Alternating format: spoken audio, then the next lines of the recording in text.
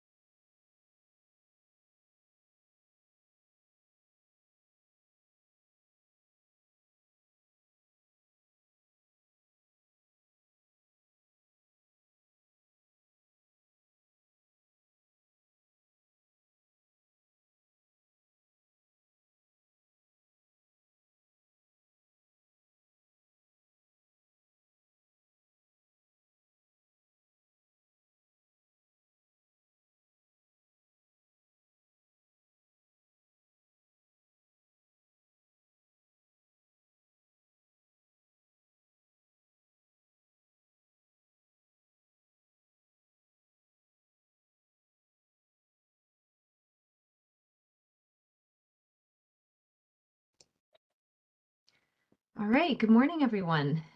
Thank you for joining us today. I'm going to kick us off. My name's Edith Bayer. I'm a senior energy policy analyst here at the Oregon Department of Energy and the team lead for the Oregon Energy Strategy. We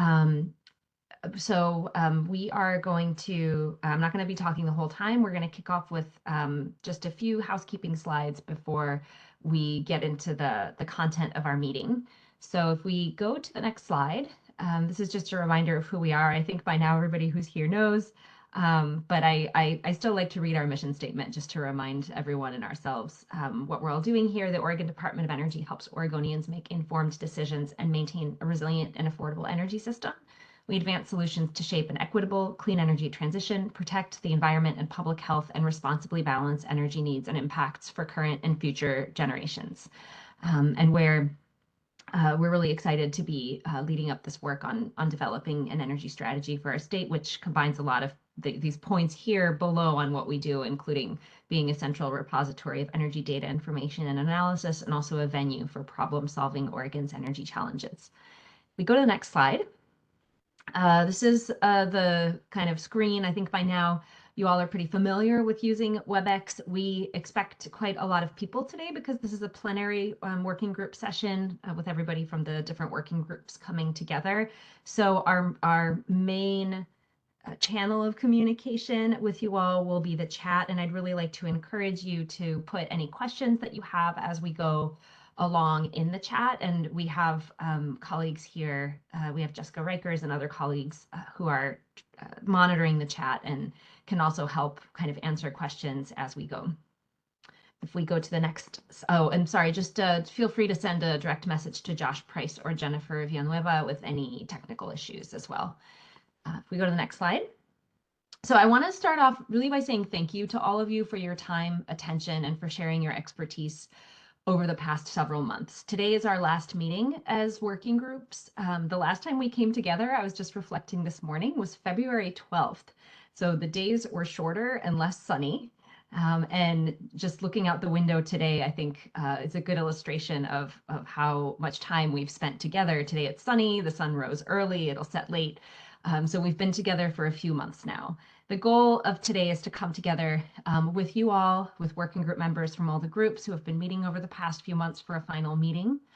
And it's really an opportunity for you all to hear what the conversation was in the other groups, since there's so much interconnection between topics, to hear where we're seeing some of those connections across topics and how our thoughts are starting to come together. We also are here to answer any final clarifying questions, and we'll talk about next steps. There'll be an important opportunity for you to comment on the, sorry, somebody just came off mute. I just want to remind everyone to please mute yourselves if you're not speaking. Thank you. There'll be an important opportunity for you to comment on the draft written recommendations that we issue in late June. So today we're not going to be presenting those draft recommendations. We're just starting to work on those. So we won't be able to give you a detailed preview of that today. We're going to be busy over the next month working through what we've heard from you. We received a lot of written comments that we're working through as well. We've also met with our advisory group. We've been meeting with other agencies. And so we've been working to pull all of that together. So today is really an opportunity for us to kind of revisit what we talked about in all of the groups and give you a sense of where we're going, but we won't have all of the details today. So if we go to the next slide, the good news is that we're hoping to wrap up this meeting in about 2 hours. We can't promise, we scheduled the calendar invitation out to noon, but we're hoping to be done sooner than that. We'll start with an overview of the process we've been going through with you to inform policy recommendations. Then we'll talk about the work the team, and in particular the Environmental Justice and Equity Group, has been doing to develop an equitable process that supports environmental justice. Our working group leads, who you know well by now, at least the ones who led your groups, will then summarize discussions in each of their groups and talk about the high-level policy recommendations that are coming together out of those discussions. We'll talk about next steps and have some time for clarifying questions. And please do put your questions in the chat as we go. Don't wait until the end, because again, we're monitoring that chat, and I think it's helpful if there's a clarifying question as we're going through. I think it's helpful to address those on the fly. If we go to the next slide, just a reminder of the group agreements that we've been operating under throughout this process. This has been really important since we've had many different views in the room, and we've wanted to have a really constructive discussion. So today we're mostly reporting back to you, but I'd still like to highlight a few points from this slide. We ask you to listen, to keep an open mind, be respectful of the speakers and of each other, respect that there are differing opinions in the room, and keep that mindset of striving to find common ground wherever possible. That's really powerful.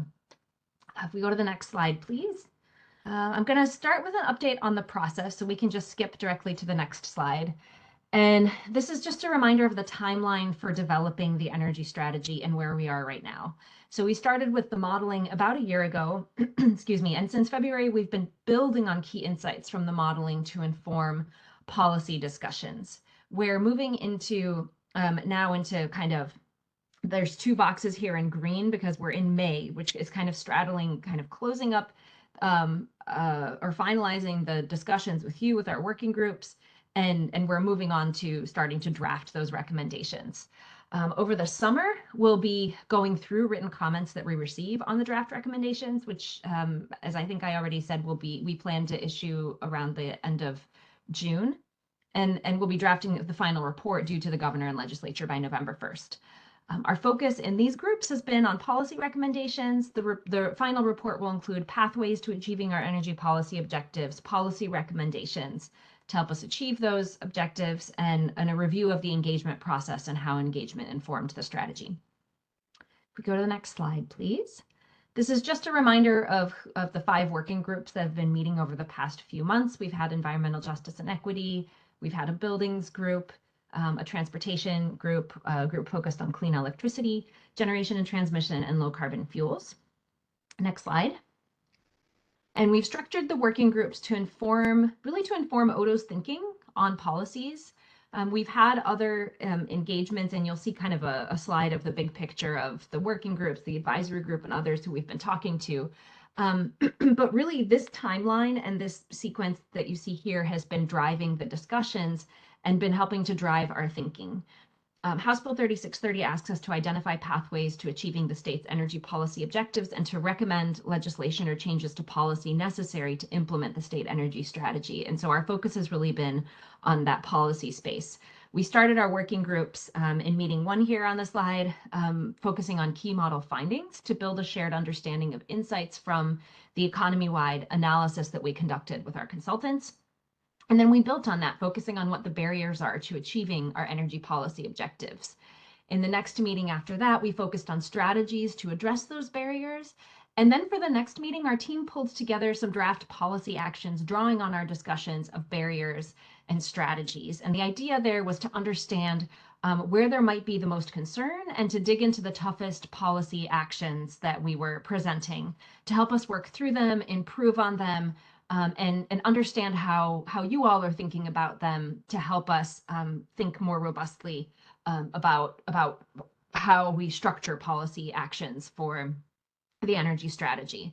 And as I said, we're still working through those policy actions. So today won't be an update on that piece, but will be an update on discussions across our working groups. Next slide. So here's an example of how we kicked off our discussions. Here you have a key finding from the modeling, which I'll read.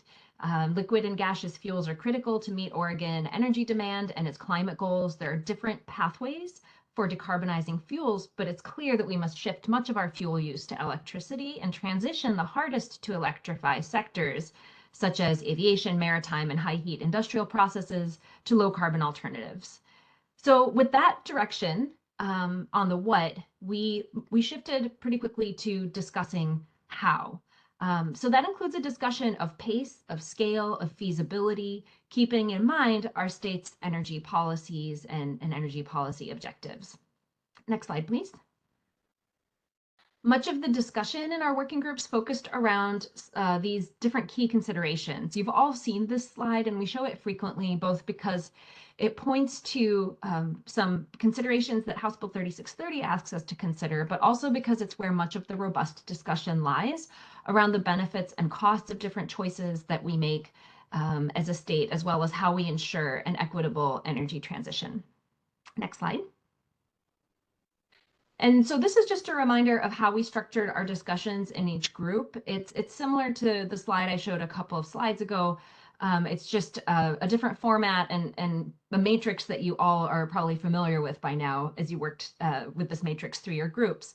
So after talking about key modeling takeaways in our first meeting, we moved on to challenges and barriers, strategies, and then proposed policy actions. And you can see how we structured the discussion in our low carbon fuels group here with low carbon fuel development and kind of the other headings in that left-hand column. So each group organized their discussions around their own pathway or key findings and walked through a similar process. Next slide, please. So as we worked through this question of the how we achieve our energy policy objectives, we started to think about how we might structure recommendations. And we came up with a framework of how to provide a sense of direction over time, while also providing guidance in the near term for priority policy action. You might recognize this framing from your last working group meetings, but I wanted to pause on this slide to talk a little bit about how we're thinking about the big picture. So we've been working to frame several high-level policy recommendations. At the broadest level, starting on the left with the strategies, at the broadest level, we've defined 6 strategies to help provide strategic direction for our state on how we meet our energy and climate objectives. We've then been working to frame several high-level policy recommendations that are still not specific enough to be actionable, but do provide an additional layer of guidance and specificity. And then those recommendations help frame up near-term policy actions. So I'll be referring to this framework today, and as will my colleagues, of strategies, recommendations, and actions. I want to emphasize that we're still working on the wording here, so it might change when we put out the report for public comment, but this is kind of the interim language that we're using. And most of our focus today will be on this mid-level of kind of high-level recommendations, which really summarize much of what we talked about in our groups. I know in our last policy working group meetings, we focused on policy actions. We tried to get really specific with you all. And as I said, we're still working through those specifics. We got quite a lot of written comments and just have a lot of content from those conversations. So we're not going to focus on the actions today, but I think it's really valuable for us to focus on the recommendations because they do provide that kind of framework within which the actions then live. And it also serves to provide a clearer picture of what we've heard and where we're headed as we prepare to draft that document for public comment. So I'm going to talk a little bit about what each of these means, just to give you a little bit more sense of kind of how this all ties together. If we go to the next slide, I'd first like to start with defining what a strategy is, the way that we're thinking about it. So each strategy represents the direction that Oregon needs to pursue to meet our energy policy objectives. These objectives include reliability, affordability, resilience, and our climate goals. Strategies, and there's 6 up here, as you can see, are framed as directional. They draw on results from the energy strategy modeling, as well as from engagement with you and with other partners. They're organized around key elements or pillars of Oregon's energy system, such as electricity generation and energy efficiency, and account for the interactions between these different parts of our energy system. Strategies do not set a concrete goal, such as achieving a certain pace or scale of electrification or resource build out, but they are meant to guide our state and move us along in a common direction over time. If we go to the next slide, these are the 6 strategies that we have drafted so far. As you can see, there's still draft language here. But I'm just going to read through this so to bring us all sort of to the same page of where we're thinking in terms of that direction. To meet its energy policy objectives, Oregon must build on and advance policies that support the following 6 strategies: improve energy efficiency of buildings and industry and electrify end uses, electrify transportation and reduce vehicle miles traveled, expand distributed energy resources and enable demand-side flexibility, promote a reliable and clean energy system, advance the use of low-carbon fuels to maintain a reliable grid and fuel the hardest to electrify end uses, and strengthen resilience across the energy system, including at utility scale, community, and customer levels. And this bottom piece is very important. Implementation of each strategy must consider burdens and benefits to environmental justice communities and apply an equity lens to prevent further disproportionate impacts to historically and currently marginalized communities. So this is kind of the highest level direction and how we've rolled up the conversations that we've been having, the key insights from the modeling, and other feedback that we received into kind of 6 directional high-level strategies. If we go to the next slide, each of those strategies has, as I mentioned already, 2 to 3 high-level policy recommendations that we're working on. Policy recommendations provide more detailed direction. They're intended to provide specific focus areas for guiding policy development, but again, they're not sufficiently specific to be enough to be directly actionable. They don't call for a specific action within a specific period of time or define pace or scale. Both the strategies and high-level recommendations provide direction that's meant to remain kind of steady over time. So today we're in particularly choppy and uncertain waters, and the strategies and recommendations are meant to help us weather storms and provide us with a shared sense of direction as we revisit the energy strategy over time, which is something that House Bill 3630 asks us to do and envisions, that this is not meant to be a one and done document. This is meant to be a process that kind of is revisited periodically.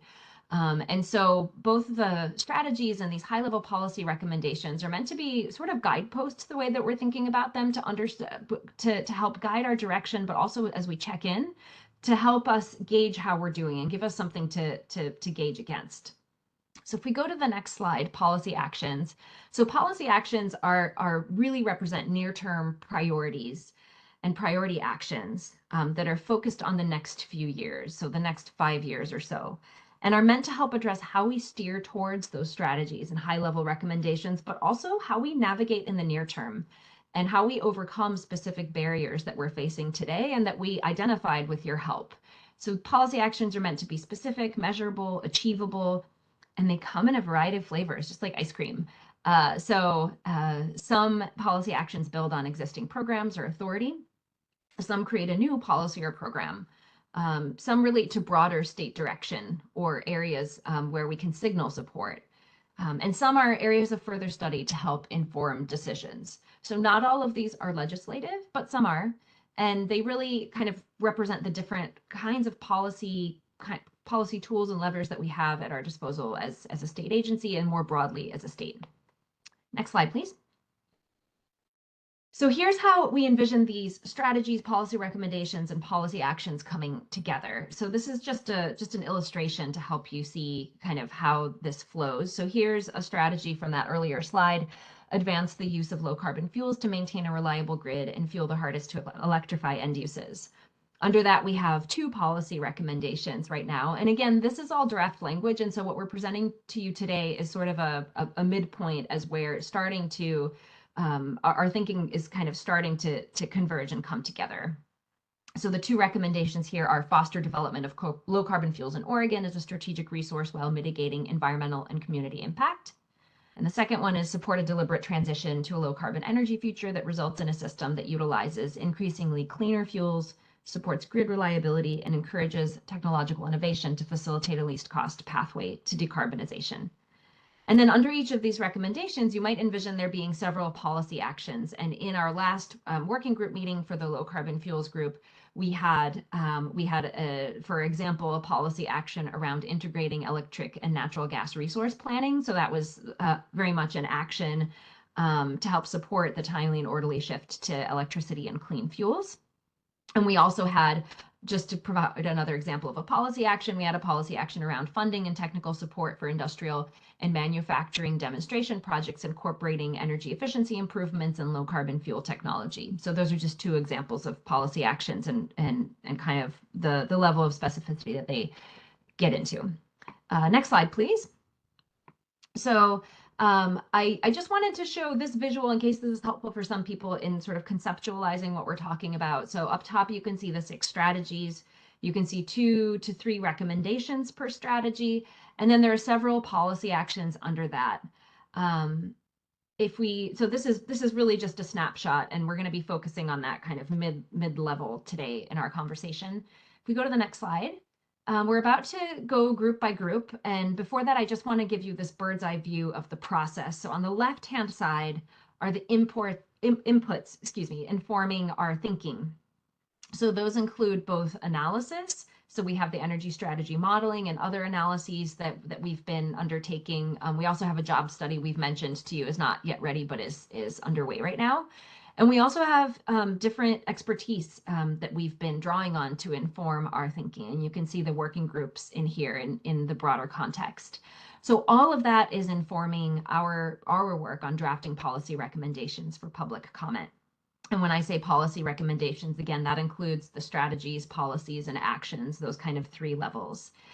And on the far right, I just want to remind everyone what will go into the final report. So the final report, and this comes from the bill, asks us to include a statewide strategy and pathways to achieving our energy policy objectives, policy recommendations, and a description of the engagement process and how different perspectives informed the state energy strategy. And you can expect that the draft policy recommendations will have some of this broader context around them. Without context, I think it's going to be really difficult to bring everybody along. And so the draft policy recommendations really, I think, will be a pretty robust document for you all to review, and an important opportunity for us to hear comments and reactions to what we come up with. So with that, I'm going to hand it over to Lauren, who's going to walk us through the next portion of the agenda. Thank you. Good morning, everyone. I'm Lauren Rosenstein, I'm the strategic engagement analyst for Odo, and I was the facilitator with Mary Capriva, who is Odo's economist for the working group. The Environmental Justice and Equity Working Group's purpose was to elevate the concerns, barriers, solutions, and areas of interest within the field of environmental justice and equity to support the development of policy recommendations for the Oregon Energy Strategy. This group worked across all of the other working groups through the development of draft policy actions, as well as identified the need for an umbrella framework when considering energy policies. The conversations we had as a group were invaluable. I am so thankful to all of our working group members for sharing their time, their experiences, and their expertise. As you're listening to the other working group leads, know that they are also working to include the feedback from the Environmental Justice and Equity Working Group. But for my time with y'all, I'm going to take you through the justice and equity framework that we are creating. Next slide. So as we met, we noticed there's two distinct tracks coming forward. The policy actions are what the Environmental Justice and Equity Working Group have provided the specific and explicit justice and equity recommendations on. Those are embedded. And the second track is this idea of an umbrella that covers energy policy development through program implementation. We want to be sure that the framework, this umbrella, is explicit and grounded in best practices, lived experiences, and professional expertise. We use the issue statements, strategies, and the conversations we've had to develop some guidance that can be used on many levels, from lawmakers to agency staff. And this framework is inspired by the work of the Washington Department of Commerce and their energy strategy, and the University of Michigan's Energy Equity Project's Energy Equity Framework from 2022. The framework we're working to create, the goal is that it challenges the status quo. We don't want to perpetuate energy burden and continue the harms through energy policies. We want to create more equitable strategies, recommendations, actions, and outcomes. The current status quo provides electricity and fuels to people for their energy needs. And for many people in communities, this involves high energy burden, which means there is a higher cost of energy compared to a lower household income. There's negative health effects from energy-related pollution in the air, land, or water, like asthma, heart disease, and cancer. There's a lack of resilience against climate effects like wildfire, heat waves, and drought. And at the same time, we need to move toward cleaner sources of energy to address these status quo issues. And as the state adopts these new programs and regulatory structures and business models, we have to be intentional not to perpetuate or repeat these negative effects, but rather address them and improve these issues. And this is important for so many reasons. Two very quickly are, first, there's greater participation across all people and communities so that they're also using the new technologies and clean energy. And second, developing sustainable new policies and programs over time so that they aren't creating other issues around cost, food, or shelter. So with that in mind, I'm going to take you through these big headings and umbrella strategies for this justice and equity framework. Next slide. This is what we presented to the Environmental Justice and Equity Policy Working Group, and we've received so much great feedback already. I have not updated the language yet in this matrix with those recommendations. I'm presenting it to you the same way that I presented it to the working group, but it's already in the process of being revised and will continue to be revised over the next couple of weeks as more feedback comes in from the working group members.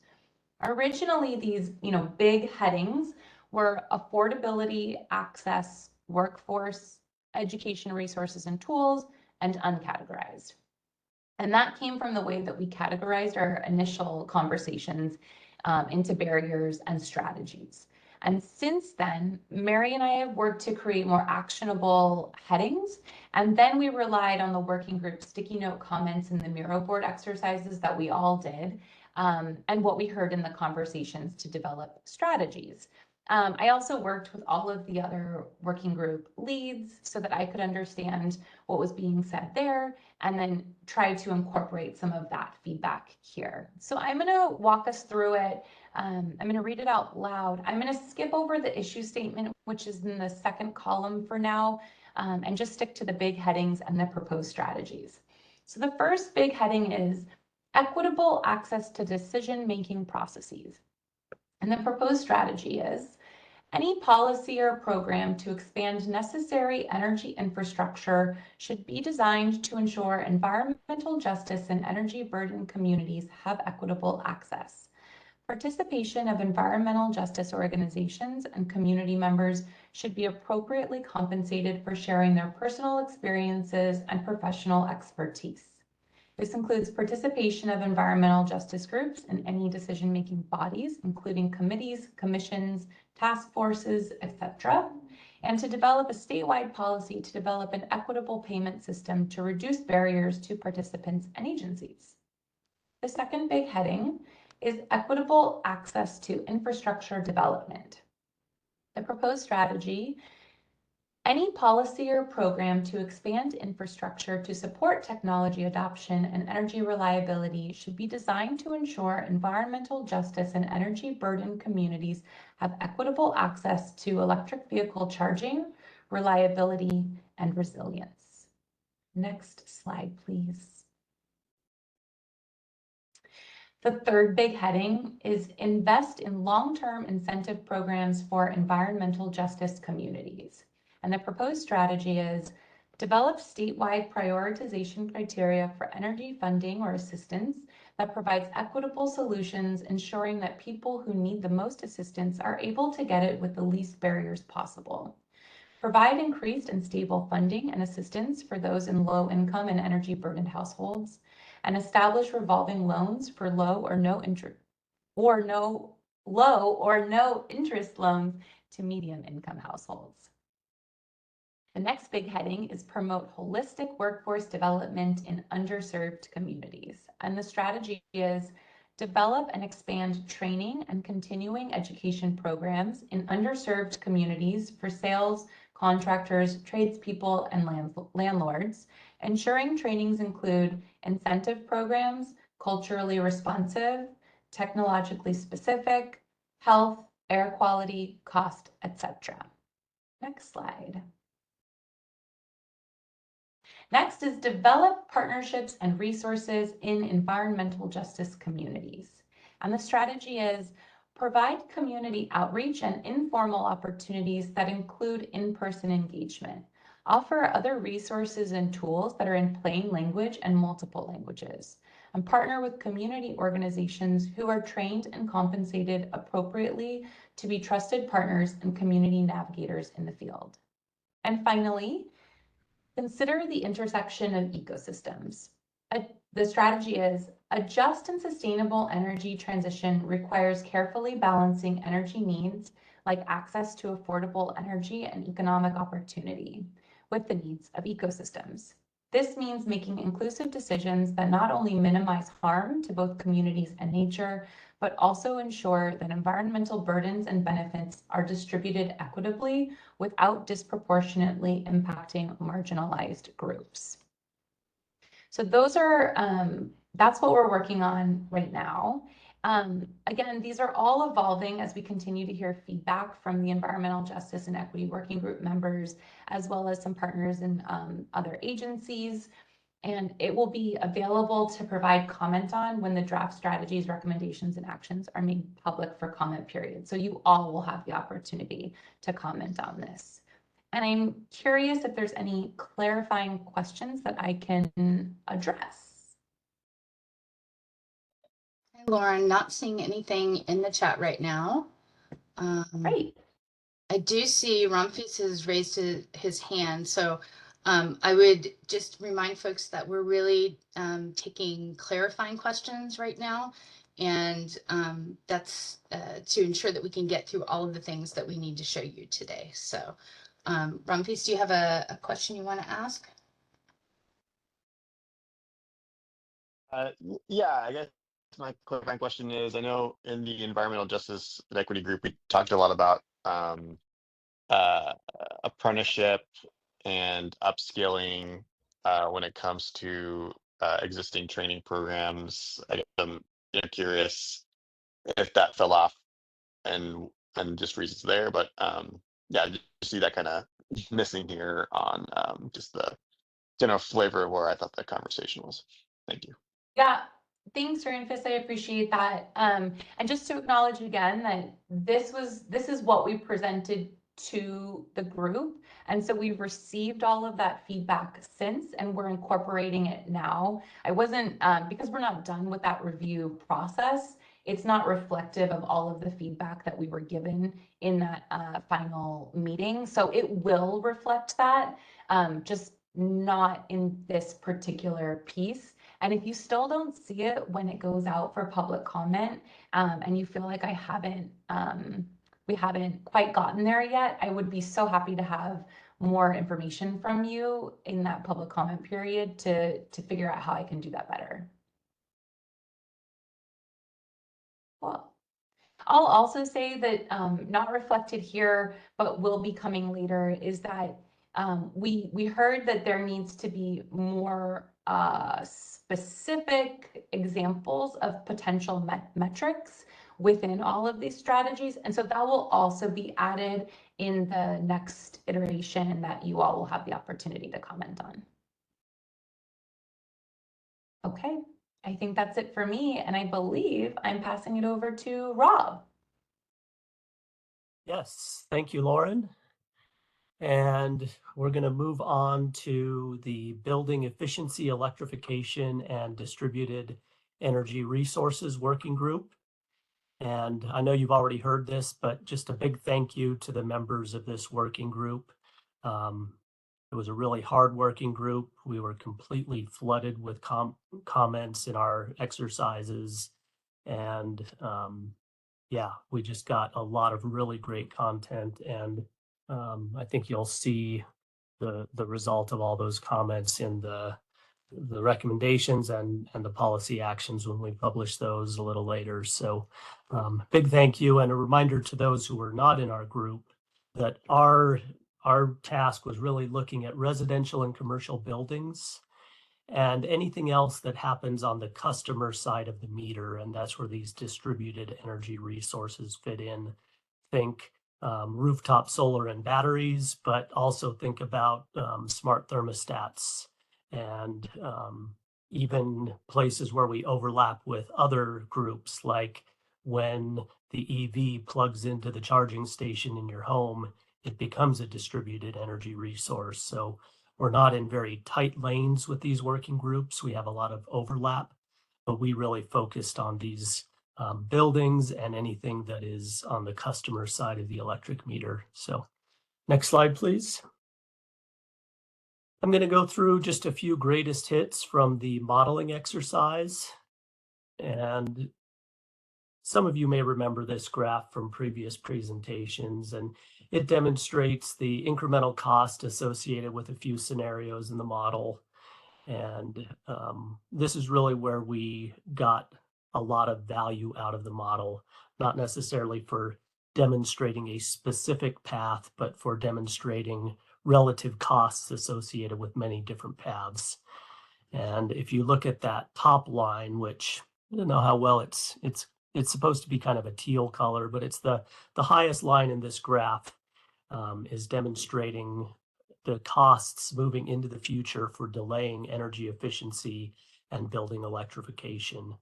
And we see that by 2050, if we delay electrification and efficiency, it results in about $17 billion in additional cost in the Oregon economy at that time. And if you look at this from the other direction, it also shows us that buildings are really a prime opportunity to meet our climate goals in a least cost scenario. By avoiding these extra costs, we're also getting the most cost-effective energy savings that we can get. And that's because buildings have a lot of really mature technologies that can be used to convert their energy use from where they are now to where they could be next year or in 2050. And so it really shows that this is a really prime opportunity for Oregon to meet climate goals. Next slide, please. So this is transitioning from cost to energy. And what this series of graphs is showing us is first, on the top rows, this is the presumed adoption rate of heat pumps in the market for residential on the left-hand side and commercial space heating on the right-hand side. And so that top graph is the adoption rates of heat pumps. The next row is the actual stock that is in place in buildings in Oregon.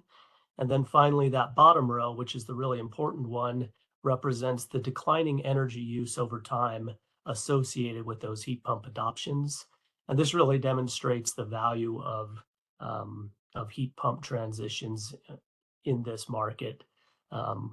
We have heat pumps now that are operating at 200 or 300% efficiency most of the time, and they represent a tremendous opportunity to save energy. And next slide, please. Another way to look at future energy use, not economy-wide, but looking at it per capita. This is what those same modeling assumptions do to the per capita energy use as a percent of our current energy use. And you can see that by 2050, assuming those same heat pump adoption rates and efficiency measures, that we get down to 53% of the per capita energy consumption that we have right now. And again, this is energy, it's not cost, but it's really hard to know what's going to be happening with cost in 2050. And we think that reducing the total energy burden is a good way to kind of hedge against future energy costs, regardless of the fuel. And so this is really a way to hopefully future-proof against some costs, but also reduce the overall size of the energy system that is needed to deliver energy to Oregon households. Next slide, please. What we just saw was a long-term look at energy and cost, but we also wanted to look at a more immediate effects of adoption of energy measures in a household. And that's where we did this complementary analysis that we referred to as the Energy Wallet. And in the Energy Wallet, we modeled 5 typical homes that you might see across Oregon. And we wanted to capture a variety of heating methods and climates and sizes of homes. And I want to especially highlight Stephanie's home, which is the second one from the left. It's heated with natural gas and it has no cooling. And similarly, Hugh's home all the way to the right is another one with no cooling in the initial setup of this Energy Wallet. And so moving on to the next slide, we recognize that for many households, especially those without cooling currently, if you adopt a heat pump, it can, or if you install a heat pump, it may actually increase your energy cost in the short term. And you can see this especially in Stephanie's house. Again, this is one that was gas heating and no cooling. And in most every case, regardless of the assumptions for gas and electric rates, it does result in a higher household energy cost. And the same with Hugh's, where again, we had a home with no cooling, that adding that cooling component to homes without cooling does result in higher costs. But we're okay with barriers. That's what this exercise was really all about, was recognizing barriers to adoption and developing policy recommendations and actions to help to overcome those barriers. So this was not surprising or shocking, but we wanted to acknowledge that in the short term, there are additional barriers to adoption. That said, for any home that has electric resistance heating, and if there are window AC units or portable air conditioning, in those cases, just about every case we see reduction in monthly and annual energy rates. And so there are a few scenarios where costs go up and many scenarios where costs go down. Next slide, please. And moving from cost back to energy, this graph can be a little bit difficult to understand, but just recognize that each of the different colored lines represents the year in which a heat pump was installed in a house. And so the light blue line on the left is 2030, and moving across to the right, you see future years. And what we see is when that heat pump is installed, there is a dramatic reduction in the household energy use. And again, we know that this doesn't always translate to dollars, and that in many households, dollars are really what matter. I love to pull out my calculator and convert therms to BTUs, to kilowatt hours, to cords of firewood or whatever. But really what it comes down to is dollars for the household. But for Oregon's energy goals, it's about energy units and carbon. And these heat pumps represent a tremendous opportunity to reduce that energy use. Next slide, please.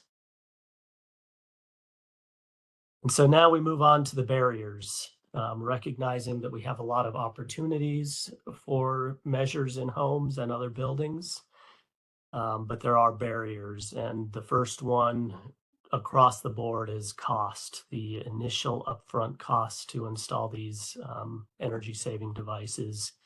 Next was consumer education. We also saw a large need for weatherization and maintenance on some of the homes in Oregon that are our highest needs. And think about you need to replace a roof before you add attic insulation, or you might need to improve an electric service panel before you can install a heat pump. And so weatherization and maintenance is a barrier in many homes. Incentive structure, we have incentives that help with market adoption, but they don't necessarily help for carbon reduction. And finally, system performance. We want to make sure that we have quality equipment and quality installations that meet expectations. Next slide, please.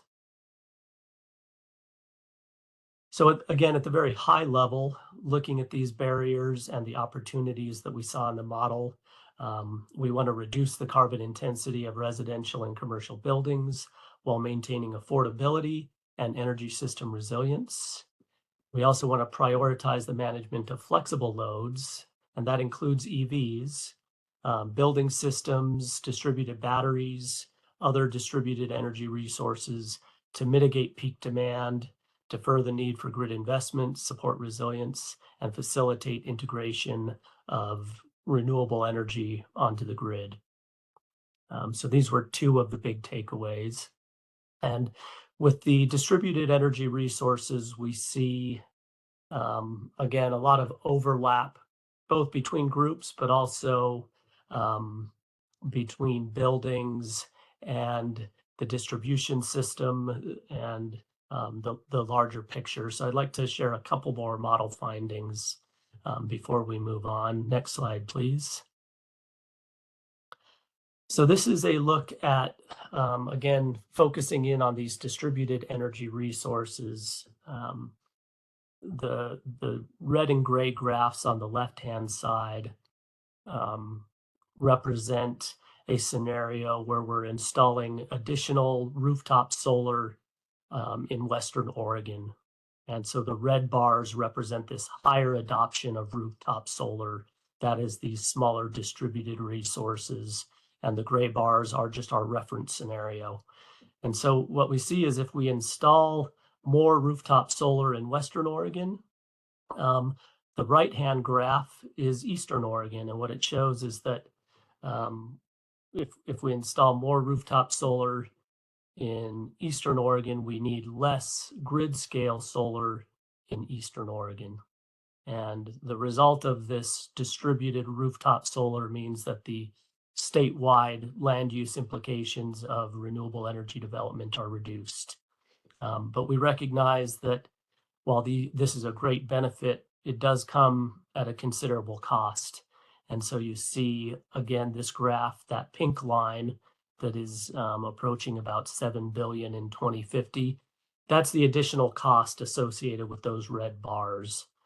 And so rooftop solar brings a lot of opportunities to mitigate land use. It brings resilience and backup power to households, but it does come at quite a bit higher cost than the large grid scale solar and wind developments. Next slide, please. This is looking specifically at the opportunity to use distributed energy resources for demand response, and that is reducing peak demand periods on the electric grid. And what we see on, again, the bar chart on the left-hand side, in 2030, we see some opportunities for demand response, and this is again where we see overlap with the transportation folks. We see close to 0.5 gigawatt of demand response capacity in 2030, jumping up to over 1.5 gigawatts of demand response capacity. And again, this is an opportunity to reduce the overall size of the electric system. This is taking the highest load on the hottest day or the coldest day and reducing it through smart management of distributed energy resources. And it means that we buy less transmission and we build fewer large-scale power plants, and we operate those resources in a smart manner. Next slide, please. So again, for these distributed energy resources, cost was our biggest barrier. Again, we see consumer education. And with consumer education, uniquely in homes and with vehicles, this is where the average Oregon consumer interfaces with energy. It's in the home and it's in your car. It's not at the transformer or the power plant or the transmission line. And so consumer education at this level is really important. We also see utility interconnection as a barrier for distributed energy resources and technology limitations. So moving on to the recommendations, next slide. For expanding distributed energy resources and enabling demand side flexibility, we would like to support adoption of these distributed energy resources, including solar, PV, and batteries. And this will help to advance resilience at the household, utility, and community level, including local microgrids, which often include many resources that are connected on the customer side of meters. And again, this is helping to mitigate risks associated with long-term power outages.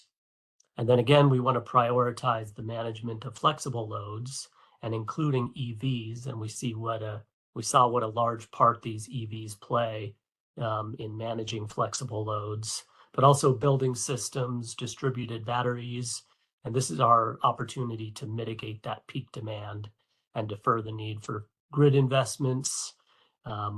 When these resources are not being used for backup power, they can provide grid services on a day-to-day basis, and that includes facilitating integration of the variable renewable energy resources. And so that is a quick whirlwind through the buildings policy working group. Again, a big thank you to the members of that group. And with that, I think it's time to pass it on to Jillian. Thanks, Rob. I just want to pause to see if there are any questions for Rob, Jessica in the chat or raise hands. Oh, yes. Thank you, Jillian. There are a couple questions, but we've been able to answer them in the chat. So I think that lacking that, we'll just move on to Jillian. Great. All right. So good morning, everybody. For those who don't know me, my name is Jillian DeMedio. I'm the transportation lead for the Oregon Energy Strategy, and I led the work of the Transportation Electrification Policy Working Group. Before jumping in, I just want to echo my colleagues in saying a big thank you to all the TE Policy Working Group members. I just want to acknowledge that this was a pretty time-intensive process, and we really appreciate your time and expertise as we work, to get this right. All right, so in the Transportation Electrification Policy Working Group, we covered topics related to light, medium, heavy duty, and other zero emission vehicles, including both battery electric and hydrogen fuel cell EVs, charging and fueling infrastructure, the grid integration of electric vehicles, which included topics like utility planning and upgrades, charging infrastructure interconnection, passive and active managed charging programs, and vehicle to grid. And then lastly, reducing vehicle miles traveled. So that included topics like transportation options, transit, biking and walking, infrastructure, land use, and transportation planning. You can go to the next slide.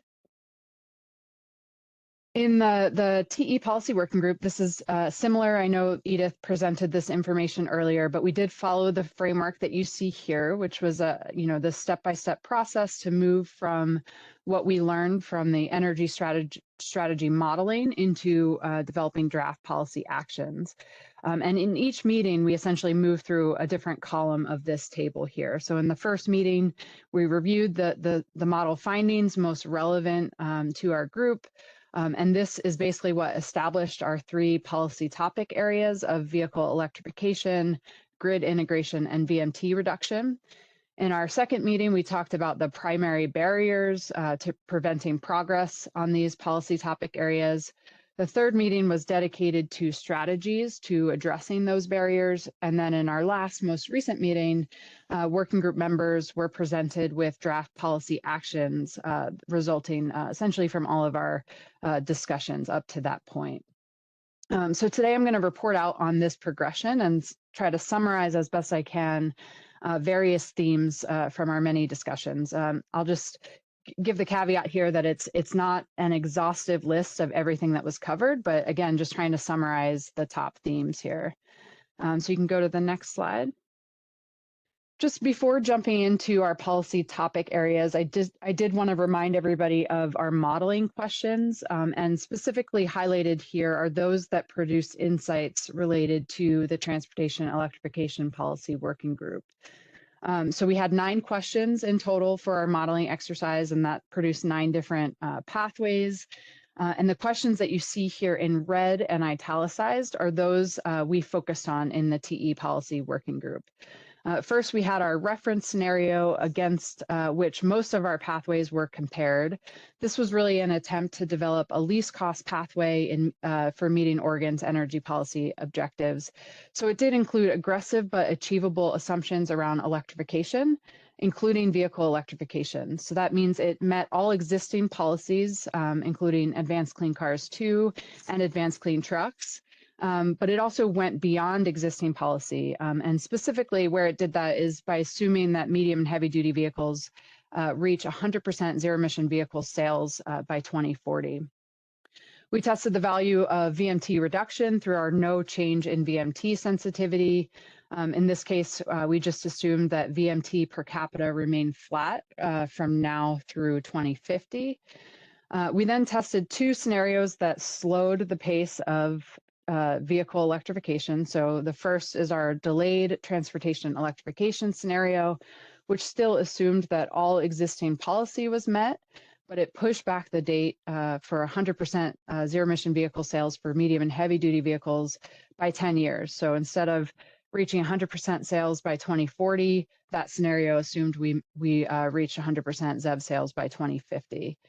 And then in our no advanced clean trucks sensitivity, we did test the value of the early electrification of medium and heavy duty vehicles. And we did that by removing the near-term electrification targets that have been established by the Advanced Clean Trucks regulation. And in this case, we still assumed that medium and heavy duty vehicles reach 100% ZEV sales by 2050. Again, we just removed those early targets. And then lastly, we looked at the value of demand response and vehicle to grid in the limited demand response scenario. And in this case, we just reduced the number of EV drivers participating in managed charging programs. All right, next slide. So with that, we're going to move through each of our TE Policy Working Group topic areas and recap the discussion. So first, we have vehicle electrification. The key modeling finding related to vehicle electrification is transportation electrification reduces system-wide energy demand and the cost of decarbonization, and the pace matters. So you can go to the next slide. All of our scenarios showed the Oregon economy actually using less energy in 2050 than in 2024. And that's despite huge load growth coming from the tech sector specifically with data centers and chip fabrication facilities. That's what you can see displayed in this chart on the left here. For our reference scenario, you can see energy demand decreases by 22%. By 2050, energy demand is just simply how much energy we need to run our economy. This decrease is largely a result of transportation electrification. And that's because EVs deliver huge efficiency gains when compared to their internal combustion engine counterparts. They're 2.5 times more efficient than ICE vehicles, and therefore they require less energy to travel the same distance. Specifically in our modeling, we saw electric cars and trucks responsible for reducing the size of the whole energy sector by 27% over 2024 loads. This energy demand, as I said, across the economy is decreasing even with significant increases in both electricity and low carbon fuels, as you can see in that chart as well. And this ultimately reduces or results in cost savings because when we have a lower energy demand, that means we need to build a smaller energy system to meet that demand. So we start to see fewer investments in things like electricity generation and transmission. This reduction in energy demand really demonstrates the value overall of transportation electrification to reducing decarbonization costs. But now I do want to turn our attention to the pace of that electrification. Our slower electrification scenarios are really what help demonstrate, what pace we should be aiming for as a state. So as I said, we did test 2 scenarios that looked at slower rates of vehicle electrification in the medium and heavy duty sectors specifically. And the chart in the middle here shows the difference in energy demand in both of these scenarios when we compare it to the reference. So you can see energy demand goes up in both, but much more significantly in the scenario where we remove those advanced clean trucks targets. And then the chart on the right here shows increased costs for these 2 scenarios when compared to the reference. So the highest line in blue there is our no advanced clean trucks scenario. That was the most expensive of all 9 scenarios and sensitivities that we tested. And it results in $30 billion more for the economy out over the next 25 years. And then our delayed TE scenario, you can see in green there as the 4th line down. This was our 4th most expensive scenario and results in about $14 billion more in costs over the reference scenario. So both of these really work to demonstrate that the early adoption of electric vehicles is really key to cost containment when decarbonizing transportation. You can go to the next slide. So sticking with our vehicle electrification policy area, moving into our second meeting now where we focus the conversation on the barriers preventing vehicle electrification. Again, a lot of barriers were discussed, but many of them can be organized into these general themes that you see listed here. The most prominent really being high costs and lack of funding. So really similar to Rob's working group. Zero emission vehicles cost more than internal combustion engine counterparts, and incentive programs that do exist are not sufficient, and particularly when we start to consider the uncertainty right now around federal funding. The next barrier theme was on consumer and dealer awareness. So there are still many myths that persist around electric vehicles. And many consumers and dealers are not aware of the health, environmental, and economic benefits that they can provide, nor of their operational capabilities as well. Charger reliability and maintenance. So charging stations are still unreliable and often difficult or expensive to repair due to poor design, bad companies, and a lack of skilled and qualified maintenance workers across the state, and particularly in rural locations. Interoperability and standards, so the lack of interoperability between charging station hardware and software equipment, as well as between chargers, vehicles, and the grid, combined with sort of a lack of standardized systems for user interface. So that can include things like connector types and payment systems. All of that can lead to consumer confusion as well as charger downtime. Technical assistance was another big topic here. We talked about quite a bit about the large learning curve for fleets that wish to transition to zero emission vehicles. That can include things, everything from navigating grant applications and reporting processes to training drivers and staff, understanding sort of the best infrastructure for their needs and utility rate structures, all of that stuff. And there is no statewide technical assistance available right now to fleets. Charging and fueling access is still an issue here. So infrastructure is still limited in Oregon, particularly at workplaces in rural communities for rental unit and multifamily housing residents.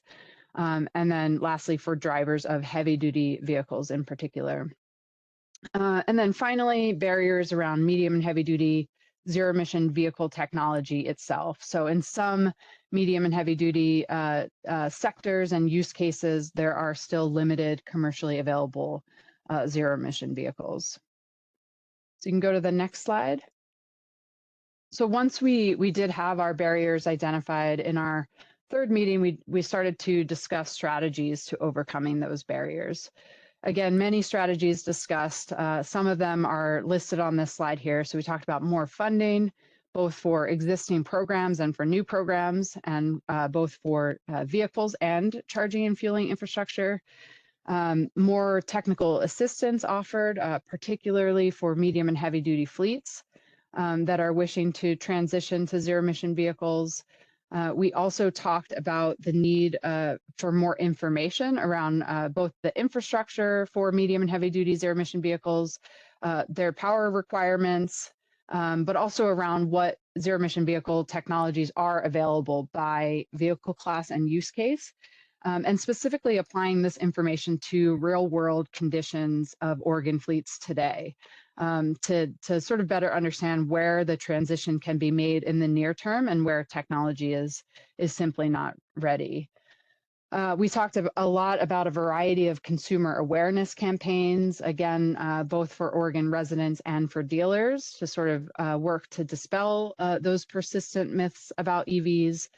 And then we also discussed minimum standards for charging equipment, particularly, again, around interoperability. The high-level policy recommendation for vehicle electrification is to advance and expand efforts to electrify the transportation system with a targeted focus on removing barriers to ensure the state meets its zero-emission vehicle goals. So we've already talked about how we have in the state these sort of big impact foundational policies in place that are encouraging near-term electrification through Advanced Clean Cars 2 and Advanced Clean Trucks. But what we need to be focused on now is reducing the barriers to deployment so that we can ensure we can successfully meet those regulations. So the strategies discussed here and the draft policy actions that you'll see and be able to comment on are really meant to deliver progress on this policy recommendation. All right, next slide. Moving on to our second policy topic area of grid integration. You can go to the next slide, Josh. The modeling related to grid integration is transportation electrification will significantly increase electricity demand, but EVs can provide a net benefit to the grid if managed flexibly. Next slide. So again, this is all coming from our modeling. We know that the electricity load will increase significantly by 2050. We saw this across all 8 of our 9 scenarios, even as total energy demand decreases. And you can see this in the chart on the left here for our reference scenario. Electricity demand just about doubles by 2050. I do want to be clear that most of this growth is actually assumed to be coming from the tech sector, but transportation does contribute, of course, and in the reference scenario specifically, it contributes to about 30% of the growth of the electricity sector. While this grid expansion is a challenge and one that we will have to address, our energy strategy modeling also tells us that electric vehicles can provide a benefit to the electric grid as well. So amidst the strain on the grid lies an opportunity because EVs can be transformed beyond just energy consumers into flexible, responsive assets. So flexible assets or electric loads that can be turned on or off based on certain signals are extremely valuable to electric utilities because they can lower the costs associated with peak electricity demand.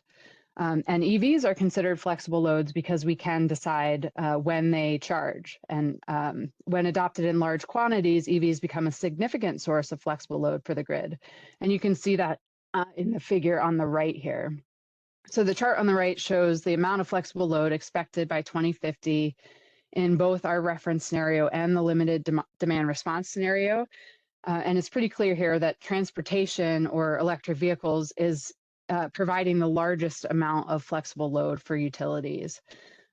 When we reduce this flexible load, so you can see it's about a gigawatt by 2050 in our reference.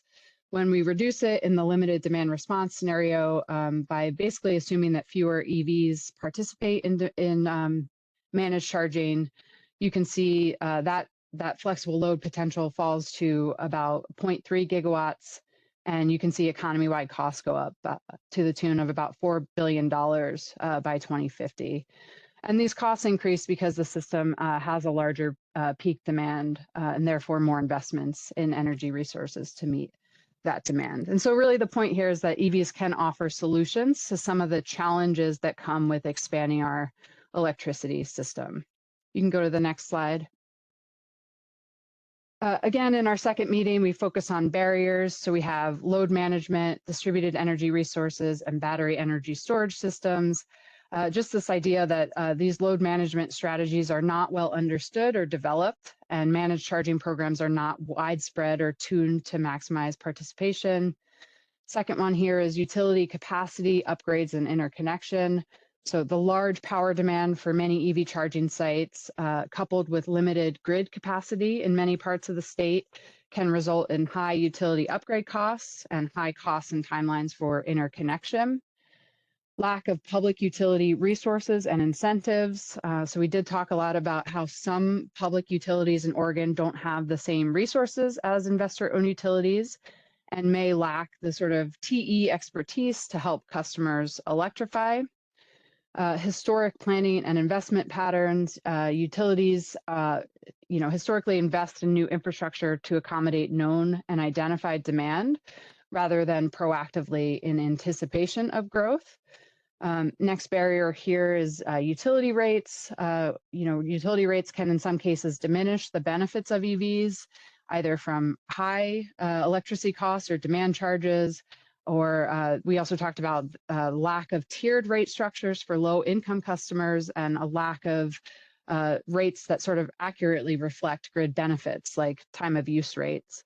And then lastly, consumer awareness again, but specifically here when it comes to load management. So this idea that consumers are reluctant to opt into managed charging programs due to a lack of sort of sufficient incentives, a mistrust of utilities or corporations, and misconceptions around data privacy and vehicle availability.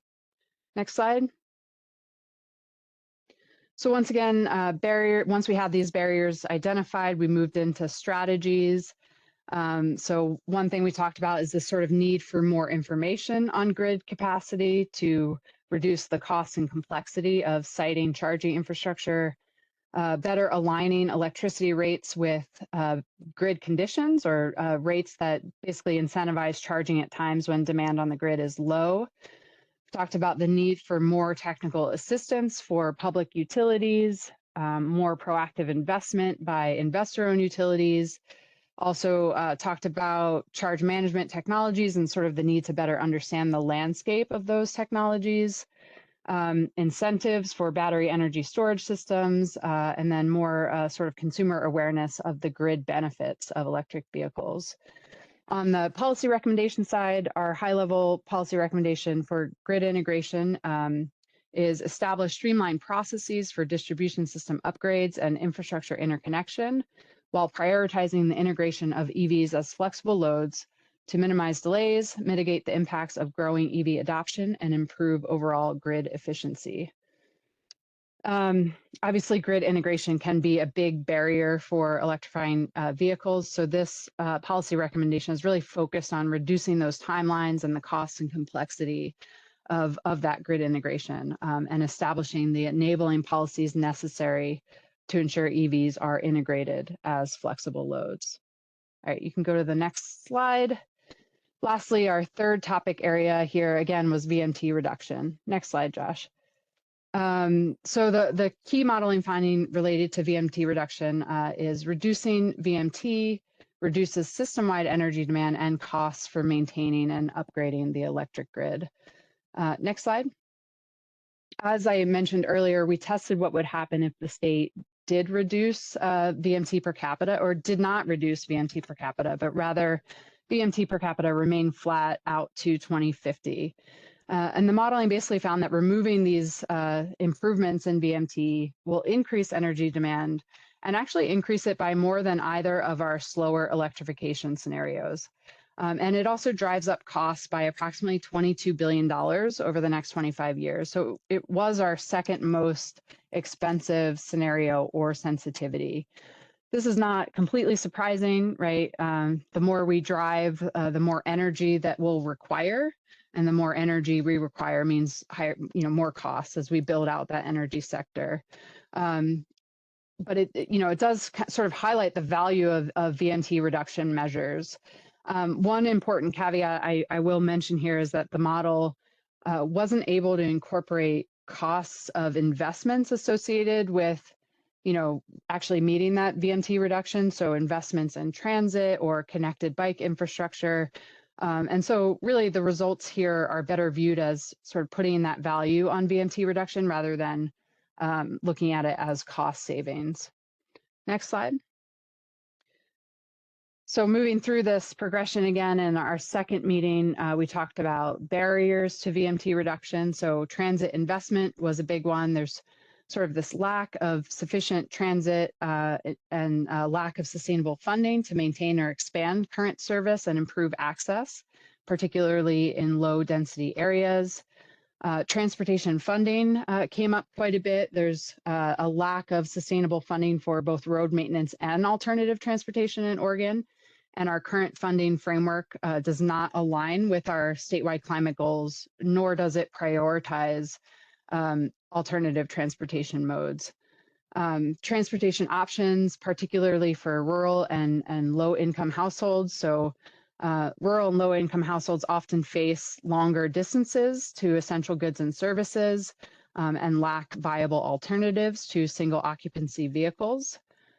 Land use and development patterns is another barrier. So historical development patterns have tended to favor independent vehicle travel and policies that have been put in place to encourage VMT reduction are still sort of catching up at this point. Cultural perceptions is another barrier. We have a cultural preference in this country for personal vehicle ownership and sort of this negative impression and a lack of education around the value and benefits of active transportation modes.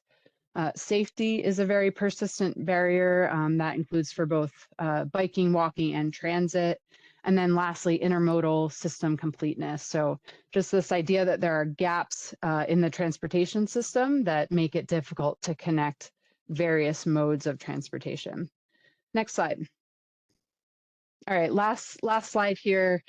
Some of the strategies related to VMT reduction that were discussed in our group include more funding for transit and active transportation programs to both expand access and convenience of these types of transportation. We talked about more climate alignment and how we fund transportation in Oregon, including incentivizing smaller, more fuel-efficient vehicles and incentivizing transportation options like transit and biking and walking. We talked about incentivizing the development of in areas that offer sort of convenient access to places people need and want to go, like work, school, restaurants, and essential services. Increasing safety of low carbon transportation modes, again, was a big topic of conversation, particularly as it relates to transit. And then incentivizing other modes of transportation, and in particular here, electric bikes. That was another strategy. So our high-level policy recommendation here is to prioritize policies and allocate funding to programs that expand access to multimodal transportation options including public transit, biking, and walking infrastructure, and promote development patterns that make it easier and more appealing for people to live, work, and access services without relying on a personal vehicle. So that summarizes the TE Policy Working Group. Jessica, I don't know if there are any questions. I know that I ran long, so I wanted to pass things along to Joni. I think we've been able to address all the questions that are in the chat with chat responses. So I think you're good. Thanks, Jillian. Wonderful, thank you. Hello and good morning, everyone. My name is Joni Slager. I'm a policy analyst at Odo, and I helped lead the Developing Clean Electricity Generation and Transmission Policy Working Group. As you can see on the slide, our scope was electricity generation and storage resources in front of the meter, transmission, and the development needs and barriers and competing priorities associated with those. And before diving in, I just want to echo everyone and thanking the working group members for contributing your time, expertise, and lived experience in our meetings and in written comments so far. The input has been really invaluable and we appreciate it. Next slide, please. So for this group, we highlighted 5 key findings from the model. First was the model shows significant near-term load growth, and I'll have a couple charts on following slides, but I'm going to run through all of these first. But on this one, in the reference scenario, the modeling indicates by 2030, Oregon's electricity demand could increase approximately 40%. And the biggest near-term driver of that is new tech loads, including data centers. This load growth is uncertain. Yet, even if only half of the modeled tech load shows up by 2030, electricity demand could still increase over 25% by 2030. So meeting this growth is a really urgent near-term need to ensure the continuing reliability of our grid. Next key finding was both in-state and out-of-state resources contribute to a least cost supply portfolio. As they do today, the model indicates that Oregon's growing electricity demand will likely be met with resources both in Oregon and in other Western states. The least cost supply mix across all scenarios included both. Next key finding is that Oregon does not have sufficient physical transmission capacity to meet the modeled electricity flows. And this is a significant finding, but needs a quick reminder on how the model works. Our model was an energy pathways model, economy-wide look.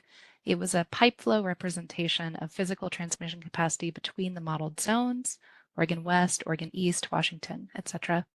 And the model didn't represent transmission rights, who holds them, or the extent to which additional rights may be available without additional transmission expansion. It also considered the Western United States as a single balancing area, rather than 34 separate ones, all with a single centralized system operator. That is not what we have today. But with that, the model was able to make perfectly efficient use of the transmission system, so more efficient than could be achieved today or in the near future. And even then, the key finding is that the model built more transmission. We have a pressing need for more transmission capacity for reliability, for overcoming constraints, for being able to import clean electricity from other states in the region. Next key finding is that the model consistently builds more generating capacity across all scenarios. The modeled supply portfolio included a substantial increase in installed capacity in Oregon in every 5-year increment, including 2030. And when the model selects a new resource, that is assumed to be operational in the year selected, meaning development must have begun sometime beforehand. So these results indicate a need for near-term action to develop significant new generating capacity by 2030 and in later years. And realize the exact generating mix may vary. Across the modeled scenarios, we see hydropower remains a foundational resource for Oregon, and there were significant near-term increases in onshore wind and solar. In later years, we saw enhanced geothermal and clean glass facilities that run on 100% hydrogen or biogas could play a role, although they're not expected to be available in the near term. And finally, the key finding that decarbonizing Oregon's electricity may require more policy action. We modeled the economy-wide decarbonization targets in Executive Order 2004, and that drove emissions reductions beyond what House Bill 2021 is likely to require. And ultimately, it's uncertain whether those reductions will occur as modeled, absent further policy direction and support. Next slide, please. So here I have just 2 of the charts out of the document Odo prepared on key model findings that you can find on our website. I want to reiterate again that electricity demand goes up significantly. You can see that on the left as a trend, excuse me, across all scenarios and sensitivities. And as demand grows, the model builds additional generating capacity in Oregon. That's the chart on the right. Again, it's a trend across all scenarios and sensitivities. And that increase occurs even though there's significant investments in energy efficiency, significant increases in clean imports. We did have one alternative scenario, the restricted in-state development of new electricity generation. And we see there an increase in imports, an increase in transmission expansion, and an increase in costs. Those are some key model findings. Next slide, please. So the overall direction we take from that for this group is that electricity is a key fuel for Oregon to meet its climate goals, and there are different pathways for expanding our system, but in all scenarios, we know the electricity sector must expand significantly. So how we expand, taking into account the barriers and competing priorities for development, is really the challenge for this working group. Next slide, please. This is the first of a few slides highlighting some of the main challenges and barriers our group identified and discussed. And before diving into specifics here, I just want to acknowledge there are a lot of existing work streams on many of these items. I appreciate the input on ways to build upon and really leverage that ongoing work that's being done both in Oregon and across the region. If you are in our meetings, you'll recall that to organize our discussions and our mirror whiteboards, we used headings relating to resource development in Oregon, community resilience, and regional collaboration. So looking at the first one of that on this slide, we've highlighted some of the themes that we heard on barriers to developing electricity infrastructure in Oregon. For example, one item here is competing land use and natural resource priorities. This was one of the recurring themes in our discussion. We heard both concerns about siting and permitting processes taking too long and hindering development of the clean infrastructure we need. We also heard concerns about development negatively affecting local communities and the need for communities to be better included in these processes. While in-state development can help Oregon meet its goals and has the potential to provide local economic value, there are competing priorities for development that need to be considered. Another example we have here is transmission constraints. We heard about constraints in our system, how that affects generation development, challenges of coordinating across transmission systems, including across state lines, to pursue projects, to finance them, and to equitably allocate costs. Oregon is part of a regional transmission system. We're not an electrical island, so overcoming these barriers to enhance and expand our transmission system is really critical to achieving our goals. Next slide, please. On this slide, we have some of the barriers we heard and discussed relating to enhancing resilience. As Edith mentioned, we have a sixth strategy highlighting resilience, so you'll hear more about this issue a little later on today, this morning. But here I'll acknowledge our group spoke about opportunities and barriers to engagement at the community and local government level for projects that aim to foster community energy resilience. Making enhancements at the community level is different from the historic focus on enhancements across the grid for grid benefits widely. And we heard about challenges there, particularly around the importance for regulatory clarity, the sounding out what is the role of the utility versus other actors to invest, own, and operate local projects, and challenges with cost allocation and who should pay for these projects, ratepayers or taxpayers. We also heard about the need for local education, funding, and technical assistance for communities and local governments to be able to consider and pursue projects to enhance resilience at the community level. Next slide, please. Finally, the group discussed barriers to regional coordination. As I said, Oregon is not an electrical island. We're part of a bigger system, and we're impacted by what's happening in other states. The challenges going on regionally and nationally are critical context for our energy strategy. That is just a few examples of the discussion and input we received from the group.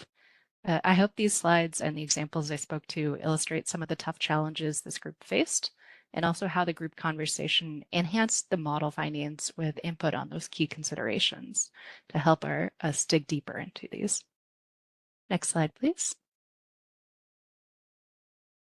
So connecting this back to the framework Edith shared, one of our strategies is to promote a reliable and clean electricity system. Our policy recommendations are first to collaborate with tribes, neighboring states, regional entities, and federal partners to address Oregon's needs as part of a regional grid. And second, to reduce barriers to development and expansion of non-emitting generation, storage, and transmission infrastructure to meet the state's climate objectives and maintain a reliable and affordable system while minimizing impacts on natural and working lands. As I said before, the direction from our modeling was clear that we need to expand our system. That requires action at the regional level and action within our state to enable the expansion and development of electricity infrastructure while minimizing impacts. And I want to again thank the policy working group members, particularly for their input that we're considering and reflecting on specific actions we can undertake to make progress along these lines. Jessica, do we have any clarifying questions? Joni, we do not, other than Jennifer Jolly just threw a question into the chat, which she asked about, what about the importance of hydropower? So maybe Joni, you could describe how hydro was modeled in our strategy. Yeah. And thank you for the question, Jennifer. As I said, across all modeled scenarios, we do see hydropower remaining a foundational resource for Oregon. I want to appreciate the written comments we received on that, that we are reflecting on and how we can best incorporate those.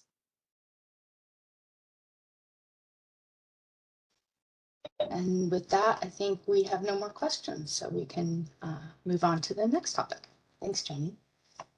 Okay, so I'm up. So good morning, everyone. My name is Michael Friels. I'm a policy analyst at Oregon Department of Energy, and I'm going to cover both the low carbon fuels and resilience strategies. I facilitated the low carbon fuels policy working group, and like everyone else, I appreciate all the time and work our members put into this process and contributed, whether it's public comments or attending all the meetings. Certainly want to recognize all the time that took, and we really appreciate it.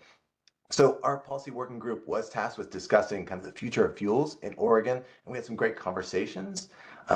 Before we get into it, I want to clarify, when we're talking about low carbon fuels, we're talking about alternatives with petroleum fuels we're using today, and that could be low carbon intensity versions of existing fuels we use. So propane, a renewable propane option, or from diesel to renewable diesel, or even a fuel that hasn't been as commercially available, something like ammonia or hydrogen that could be used and more incorporated within our economy going forward.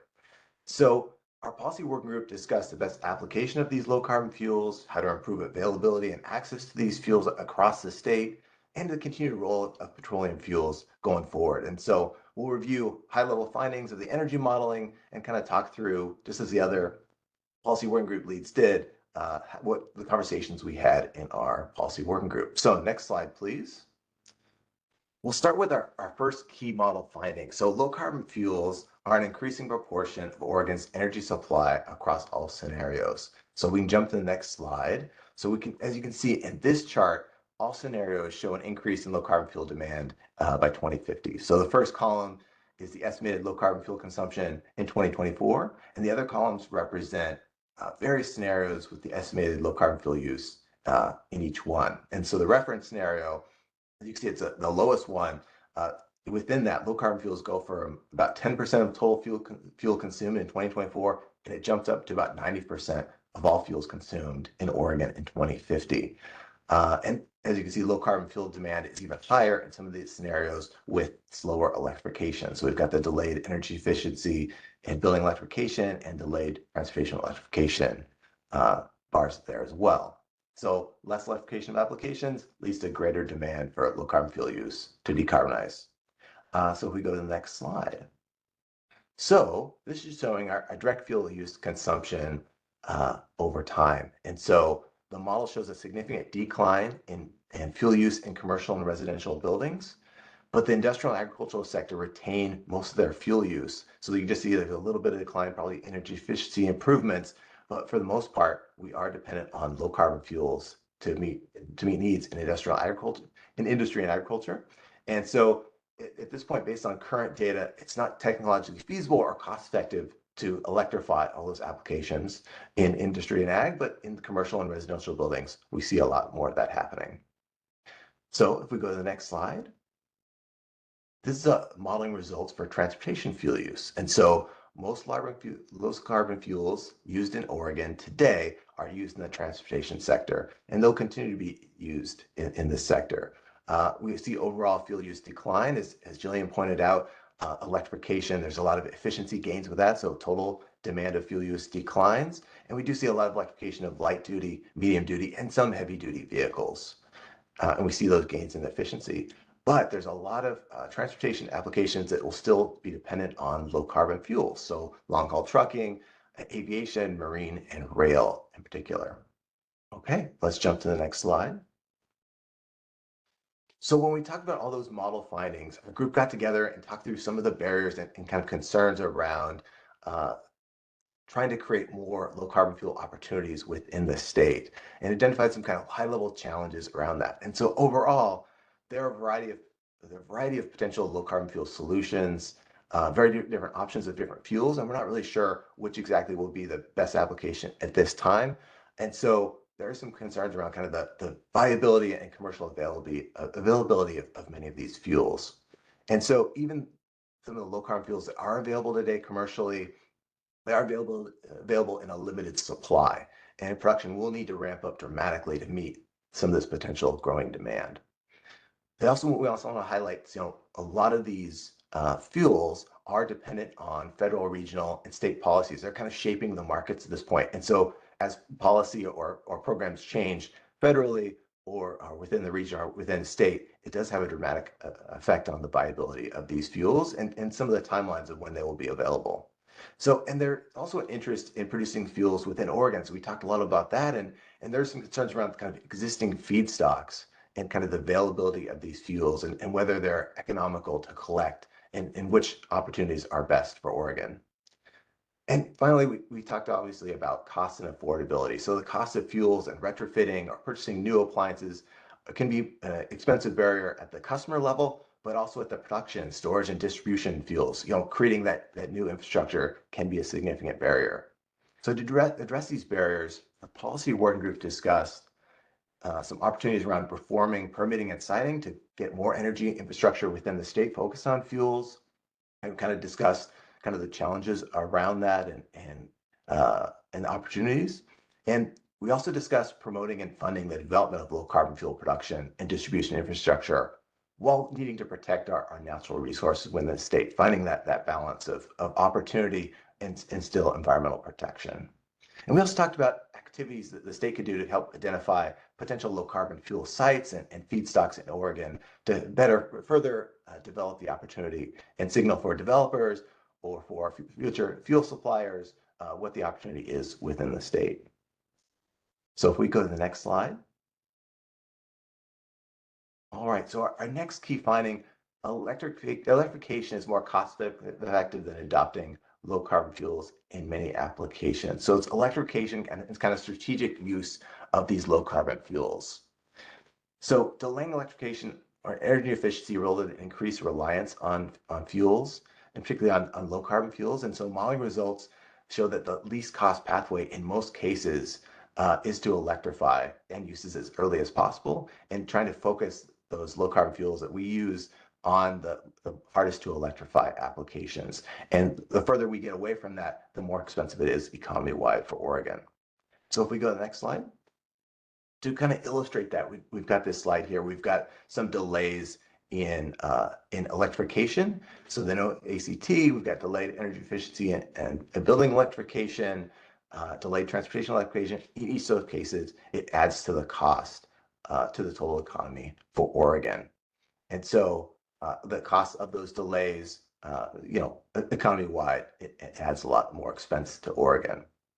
So if we can avoid that by focusing more on electrification, what we can easily do, or not easily, but less hard to do, and use those low carbon fuels as effectively in the best strategic, hardest to electrify applications as we can.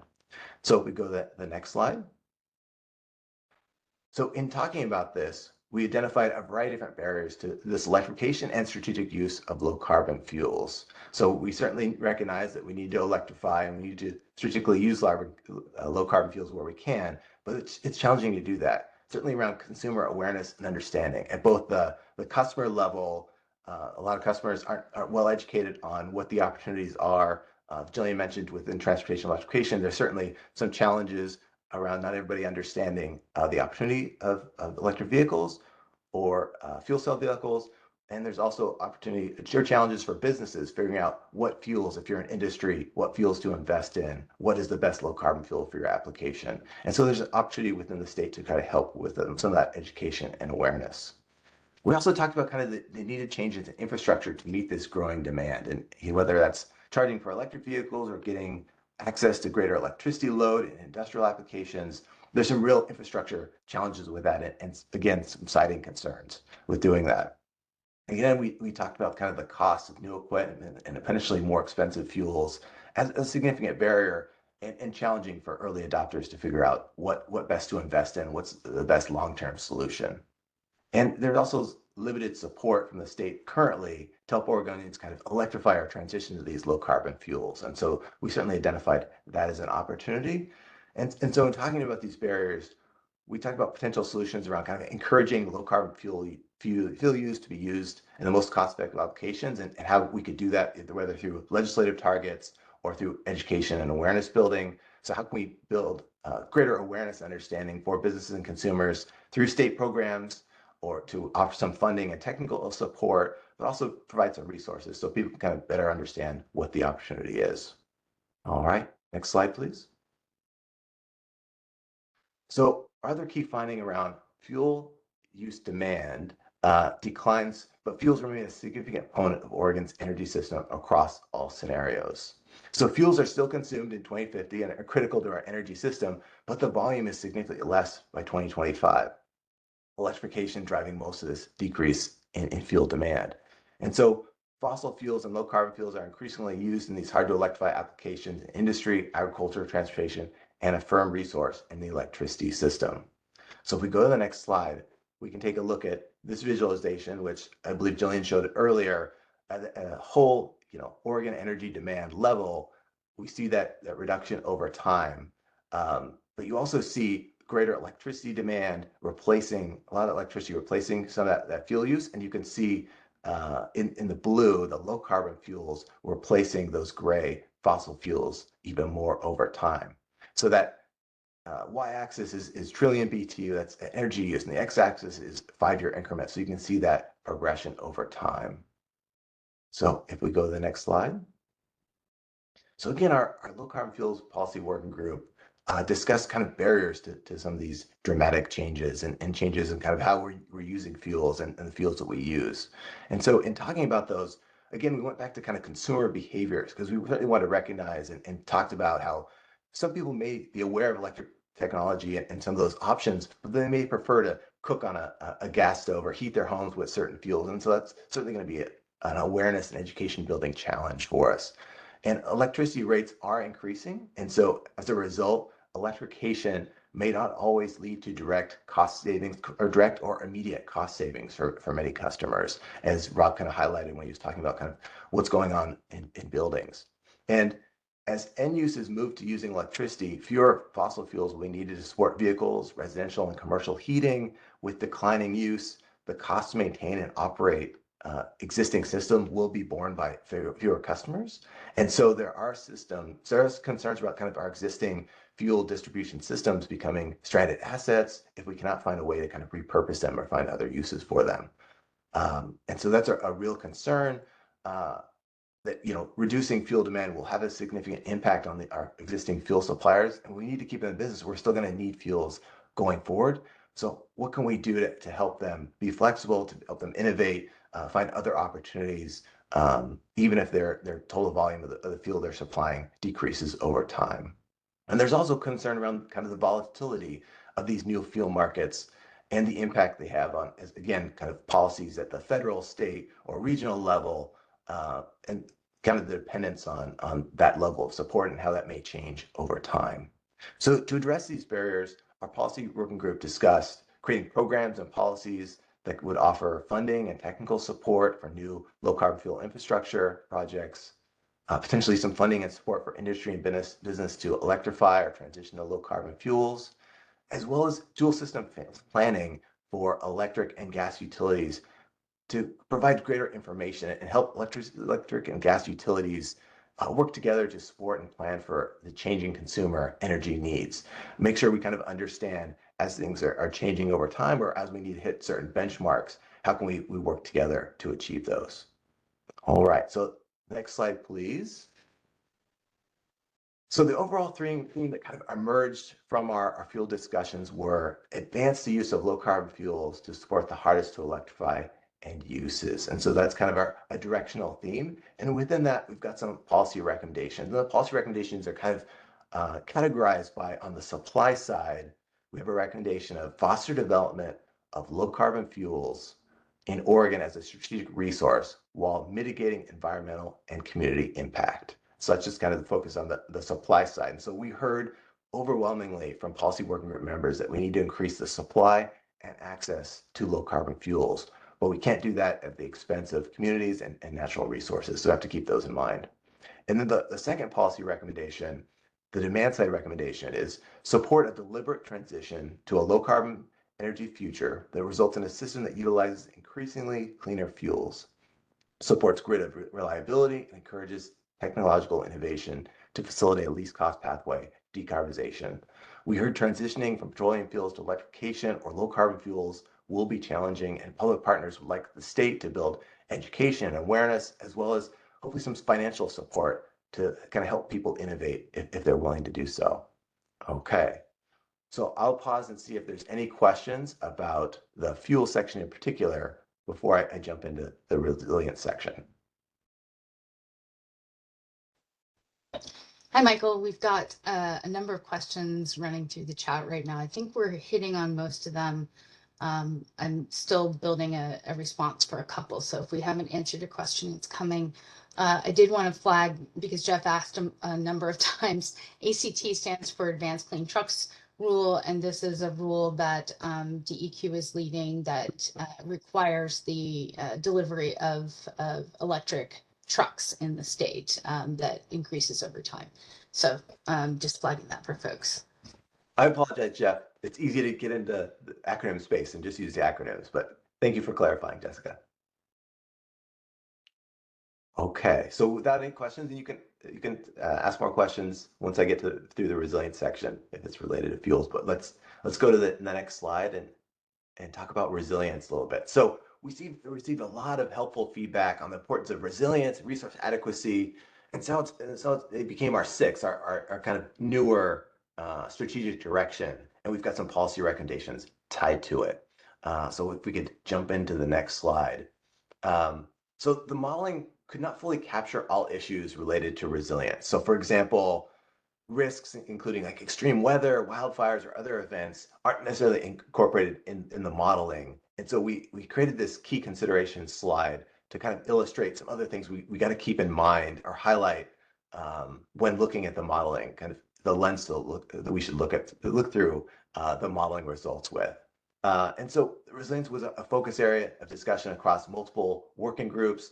The Clean Electricity Generation and Transmission Policy Working Group that Joni led discussed barriers to microgrids, which are one example of resources or investments that could be pursued to strengthen resilience in communities.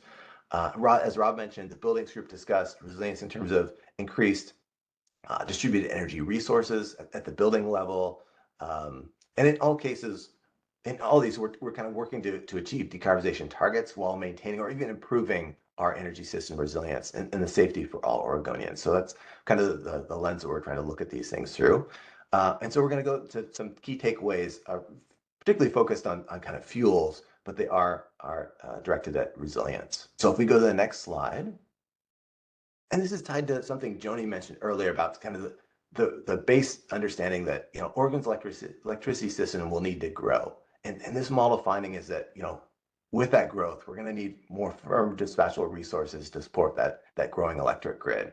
And within the modeling, gas fuel plants are chosen by the model as a least cost option to provide that level of kind of support, reliability as an on-demand dispatchable resources. So these resources aren't used frequently, they're used sparingly, but when they are, it's completely necessary and to maintain that grid reliability, and it's foundational to keep things running.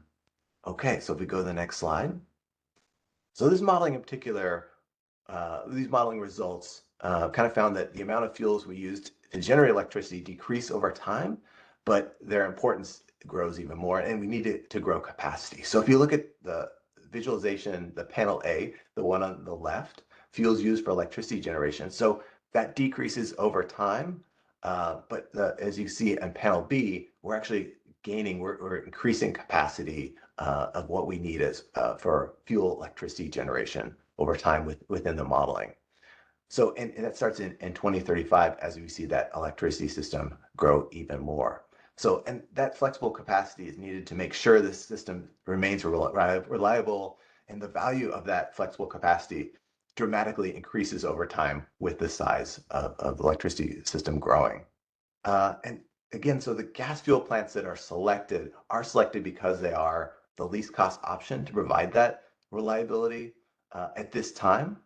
So it's based on data today that may change over time, but that is the least cost option selected by the model. And again, so one of the kind of the challenges of this is these fuel resources are used infrequently, likely only a few hours a year, and so it reduces the overall fuel consumption, but they are completely necessary. And so if you think of the certain time periods when this would be necessary, this would be low renewable electricity output times, times of high peak loads of high demand, or low hydro conditions. We are so dependent on our hydropower within our region. So if we go to the next slide. So this is a visualization, this is an alternative scenario that we modeled based on those findings. We wanted to see what would be the alternative scenario if we didn't have those alternative flexible resources. And so we wanted to test the value of kind of those dispatchable resources by restricting our ability to have them. And so if you look to the right, you've kind of got that zero line. Everything to the right of that zero line in the x-axis is something that would be added, that we would have to do if we didn't have those gas resources. So essentially everything to the left are those gas resources that we wouldn't have anymore. This is generating capacity. And as you can see, when we test this scenario, we found that the model would build a lot more renewable electricity, generating capacity in the eastern region of the state and greater transmission to the western region. So you can see that chart on the left, the light blue is the additional transmission capacity that we would need to build in order to meet these needs. And so with the no new gas plants, you've got a lot more utility scale solar, onshore wind, electricity storage needed. And there's an additional cost to that. And then within the scenario, it's kind of interesting. The additional renewable electricity wouldn't be consistently needed within the state. It would just be needed those peak loads. And so the excess demand in the western region, it could be used to produce hydrogen. And that's what actually occurred within the modeling, hydrogen from electrolysis. And Oregon used some of that produced hydrogen within the state and became also an exporter to some other western states. So next slide, please. So within this, the low carbon fuels group did kind of talk about some of these fuel barriers and kind of challenges around resilience. And so within these modeling findings, we talked about kind of the challenges around siting fuel facilities in Oregon, clean gas or otherwise, kind of the challenges around siting and permitting of these facilities. And we also talked about kind of the fuels being dependent on renewable electricity as a feedstock could be a challenge as there's kind of competing supply for that renewable electricity feedstock. And that can be certainly a barrier or a challenge to get that. And then fuel facilities built and maintained to only run a few hours years will be costly to keep and don't seem financially viable in our current system. And certainly we had policy working group members flag that seems like a real challenge for us and may need some policy changes. And we also wanted to highlight that communities may not welcome even small new fuel powered electricity generation or storage facilities near them. And so that's certainly a barrier in siting facilities. So to address these barriers, our policy working group and advisory group have discussed incentives and technical support for new pilot projects that could provide firm and on-demand electricity in Oregon, greater participation in regional energy markets, again, dual system planning of electric and natural gas utilities working together on their planning, so we can kind of work on that resource adequacy and resilience, as well as potentially a study of kind of the value of the resource adequacy that some of these fuel or potential fuel generating facilities could offer. So by incorporating kind of a value or understanding the value of that, can help us better make decisions on what we need for the future. Okay, and so if we go to the next slide, so all of this resulted in some directional language in our policy recommendations. So the directional kind of high-level language based on the feedback we got was strengthen resilience across the energy system at a high level, and then at the utility scale, community level, and at the customer level. So at each of the different kind of levels, make sure we're retaining and even improving resilience. So our first policy recommendation is to evaluate cross-fuel interdependencies and build on existing processes to better align planning to optimize cross-fuel operations. And 2, support community-led efforts to enhance local resilience. And 3rd, promote adoption of small-scale rooftop solar and battery energy storage systems to support energy resilience for households and small businesses, especially in rural communities. And so based on those recommendations, we're developing policy actions based on the feedback we've gotten to reflect those recommendations and actualize them. So I will pause there and see if we have any clarifying questions, Jessica, based on all of that. I was busy clarifying a clarifying answer that I gave. We were asked in the chat, I just want to say this out loud because I really forgot an important word. Not is a very important word in a sentence. We were asked about whether or not the model took into consideration the what we expect to be a natural adoption of electric trucks into the model. And I indicated that the model did not preclude natural adoption of electric trucks, but that the ACT, or Advanced Clean Trucks rule, caused the adoption rate to go up. And so that was definitely a big point of influence, was the Advanced Clean Trucks rule. Apologies for that. I am trying to type and manage things in the background, and sometimes I make some mistakes. So, and I think other than that, we've had a lot of questions in this one. One I did want to ask Michael, if you can, has really goes back to what the definition of clean gas is when we're talking about the low carbon fuels of the future. How do we model that? How do we model clean gas? Well, what do we mean by clean? Because I think what we modeled was to meet the climate protection program goals. Is that correct? Yeah, and I guess I don't know if somebody wants to come off mute, but are they asking what the carbon intensity of those fuels, or so I guess so if we're talking about kind of a biogas or a renewable natural gas, what we are thinking is a low carbon fuel version of natural gas. And so we would be looking at something that was maybe a renewable natural gas is from kind of a waste feedstock and has a lower carbon intensity in its production and use. Is that specifically, are you talking about kind of a biogas, or do they mean kind of like a renewable gasoline as a liquid fuel, or? I think that was Jess's question. She just raised her hand. So go ahead, come off mute, Jess. Yeah, Jess.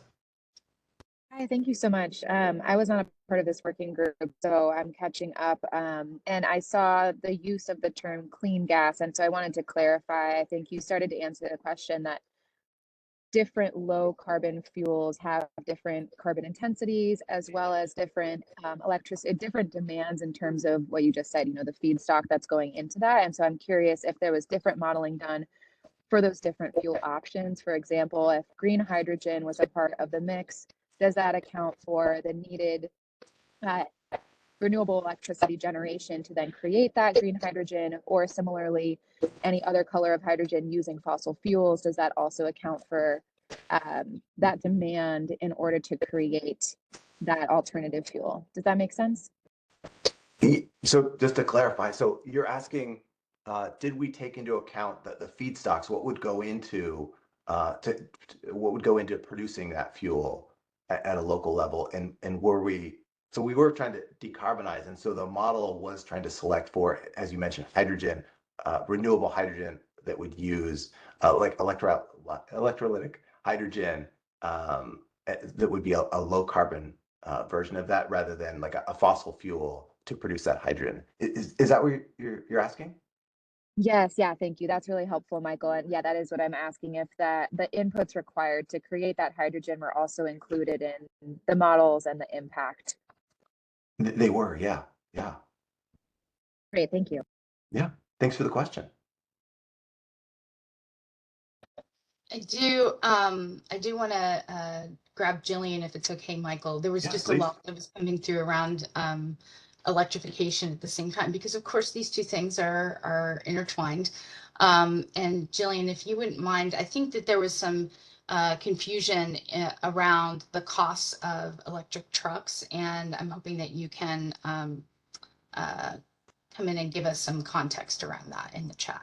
Yeah, sure. Thanks, Jessica. I will just clarify that we did include the fact that zero emission vehicles, zero emission trucks are more expensive than their conventional counterparts. So we accounted for that cost increase in the modeling. And we also did a price sensitivity to sort of make that even more expensive just to see what impact that would have on the results, and found that electrification is still a more cost-effective alternative to utilizing low carbon fuels in those particular transportation sectors. So I just want to clarify that. There was a lot of back and forth in the chat there.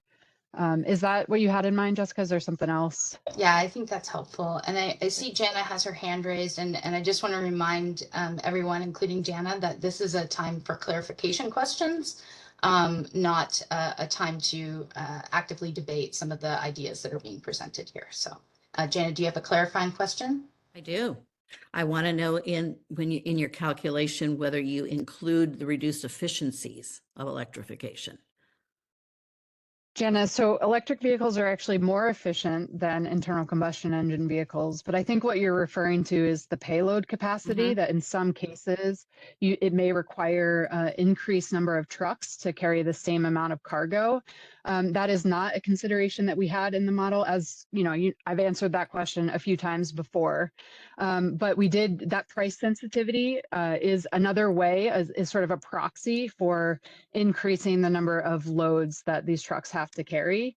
And I think, the cost differences are, compelling enough that even if we did increase the number of heavy duty vehicles on the road, we would still see the same results that we're seeing now, which is that electrification is a cost-effective alternative to utilizing low carbon fuels for on-road transportation. And then my next question would be, are you willing to share your data and your analysis?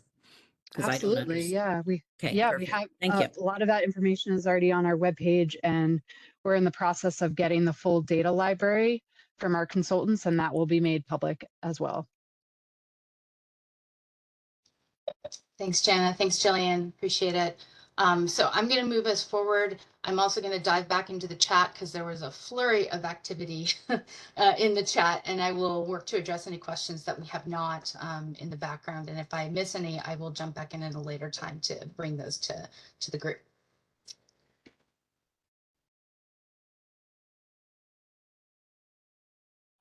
Thanks everybody for joining us and for all of your. Edith, it's really hard to hear you.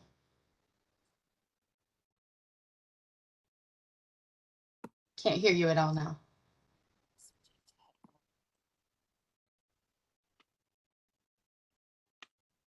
Okay, how is this? Is this better? Better, much better. Excellent. Thank you. Okay.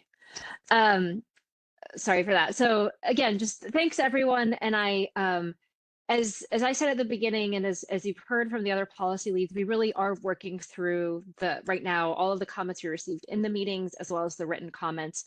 It's a lot of material, so we weren't able to address all of that today. I don't want anyone to leave the virtual room today thinking that the fact that you didn't see your point up here meant that we aren't taking it into consideration. We are, but we had a lot of material to get through. We couldn't cover everything, number one, and secondly, we just need more time. So that's what we're doing now. We're going to be going through this process of kind of synthesizing everything we heard, applying an analytical lens to it, applying a policy lens to it, talking to our sister agencies to make sure that any recommendations we come out fit within the regulatory framework and structures that we have. In late June, we anticipate issuing those draft recommendations. We will hold an info session or webinar to help tee that up so that we can describe kind of what's in there and kind of prepare folks to dive into that document and provide us with comments. So that will be the next really very meaningful comment period that we very much hope that you will participate in. Then we expect providing several weeks for comment, and then after that, we'll just be working to incorporate that feedback and drafting the report. The report is due to the governor and legislature by November 1st. So again, thank you so much. We really appreciate the hard questions, the thoughtful, all of the thought that went into the questions that you've been asking, the information that you all have been sharing. Really appreciate it and realize that this was several months of long meetings. So we're going to cut this one short and give you back about an hour of your time. So thanks a lot. Thanks, everybody.